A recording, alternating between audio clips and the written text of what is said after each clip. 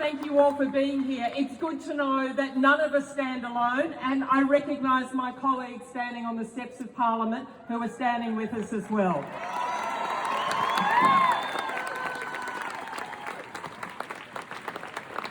This reform simply must pass. The work started in 2019 when the abortion reform bill was passed, and my Liberal colleague Damien Tudor-Hope tried desperately to get this reform in the legislation. Parliament said at that point, really? There's abortions because of sex selection? How about we put a statement in the bill that says, well, we don't care for that, we don't like that, and we'd rather they didn't happen. Well, the sad truth is that they do. Now, I know a number of you will have received letters from politicians who are telling you, what are you worried about this for? There aren't sex selection abortions. I'd like to believe that was the case, but it's just not true. We have university studies which show that it is happening.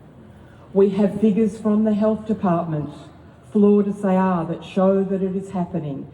And we have testimonies from health worker after health worker after health worker who know that it is happening.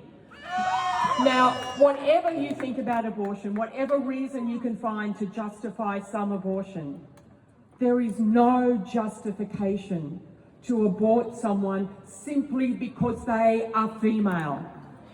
Now, I admit to being biased because I was a female fetus at one point, and I was a female embryo, and then I was a female toddler, and then I was a female preschooler, and now I'm a female woman of the best age of all.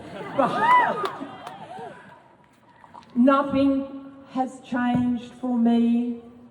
I am the same person I was since I was conceived. Amen. There is no justification at all for saying that someone should die because she is female. And we have to stand against this. And even if we lived in a magic world where there was no sex selection abortion, wouldn't we want this same law in place? Because we want to live in a society that stands for equality, that recognises and respects every human being, and says no one dies because they are female. And that's what this law will do.